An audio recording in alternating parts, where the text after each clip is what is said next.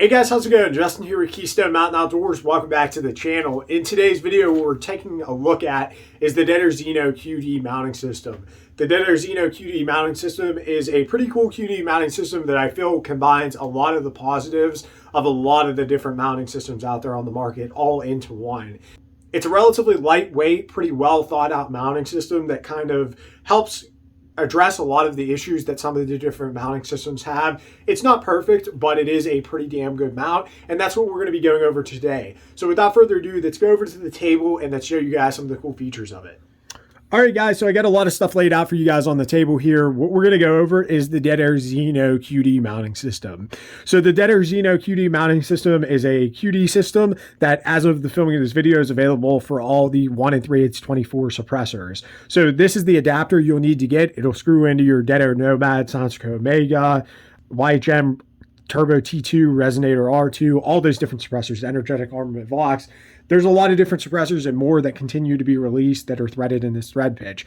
It's kind of the unofficial industry standard. So the cool thing about Xeno that they did a lot different than a lot of the other QD systems is they have the hindsight to see what worked in everybody's QD system and kind of give you guys kind of the Goldilocks package. So they take a lot of the positives of the different mounting systems and kind of combine them into one. And what I mean here is, so if we take a look at the muzzle devices, we have the muzzle brake kind of compensator style device here. This is very similar to a cherry bomb. A lot of people like the cherry bomb because it helps kind of break up some of that unburnt propellant. It works really good for shorter barrel guns and prolonging the life of your suppressor. Also, it's omnidirectional.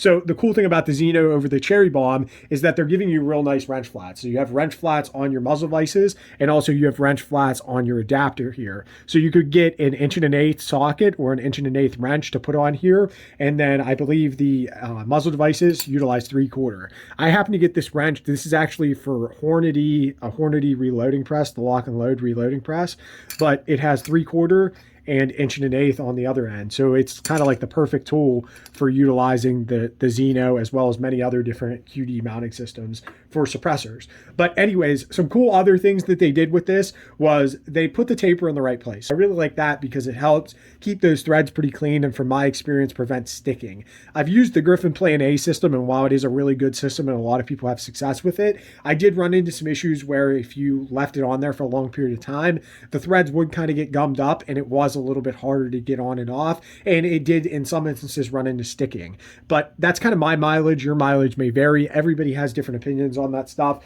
Just kind of my take. I really also like the DeadAir Chemo system, but the DeadAir Chemo system was pretty heavy. I could get the camera to focus in on that. So we're 5.1 ounces total system weight, so 3.2, and then we should be about 1.9.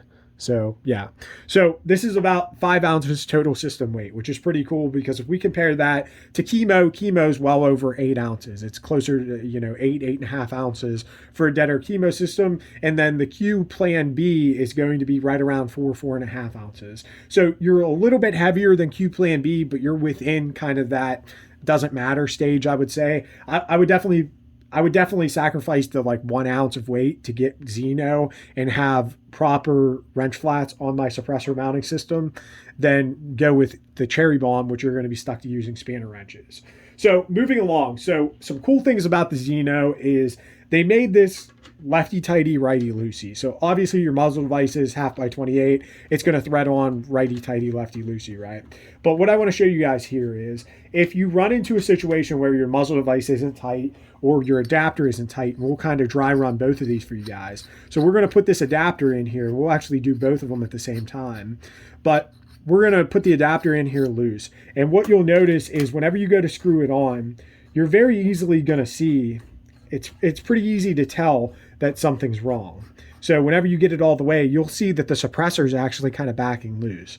So it's very easy to tell if something's loose whenever you put it on. And the cool thing is it kind of helps you out if something is loose whenever you're taking it off. So if we go to take it off, what you'll see here is the adapters, and it's almost tightening to the suppressor, and the muzzle device is actually in some instances tightening to the barrel. So it's a lot harder to have your muzzle device come off with your adapter or your adapter stick to your muzzle device. So if that makes any sense to you guys, traditionally, if it was lefty-loosey, as you would be unscrewing this, you would also be unscrewing the adapter and also unscrewing the muzzle device. So being that they make it left hand, it kind of helps alleviate that. You should always make sure that you properly torque down your adapters and your muzzle devices and all that stuff.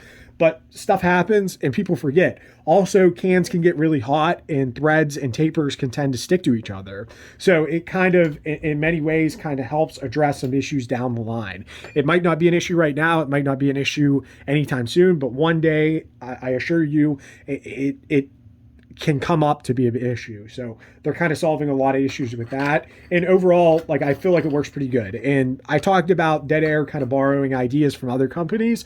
They're not the first one to do left-hand threaded adapters, QD adapters. OSS is kind of the big one that comes to mind whenever I think of left-hand QD adapters. They've been doing it for a couple years. So DeadAir kind of stole the idea from them there. Obviously, it's patented. All the patents are kind of worked out, whatever. But I'm just kind of giving you guys real-world examples of kind of the differences there. So I think we've went over enough. Let's kind of summarize the video, wrap up, and kind of get you guys out of here. All right, guys, so as you guys saw, the DeadAir Xeno QD system, pretty good QD system. It's not for everybody. Some examples that it wouldn't be for everybody. Some people really like that quick on, quick off. It's called QD for a reason, quick disconnect. Some people would argue, when do you really need to quickly disconnect a suppressor? And, you know, you could get into the trivial arguments of that.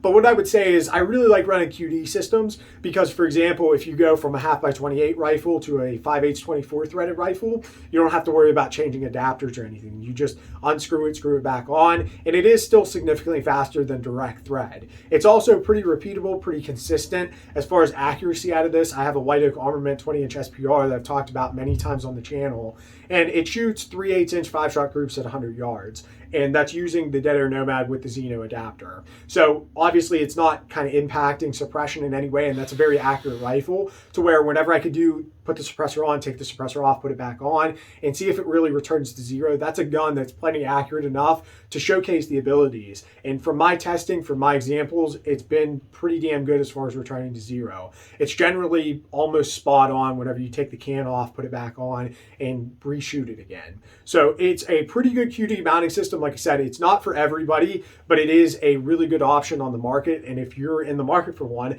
I would strongly recommend them.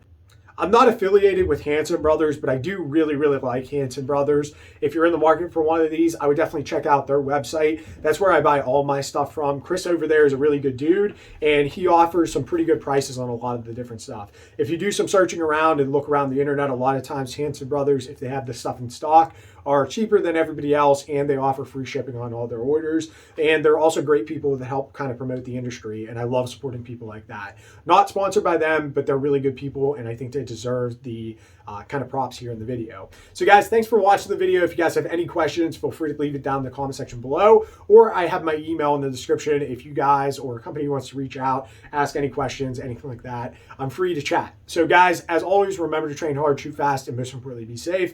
God bless.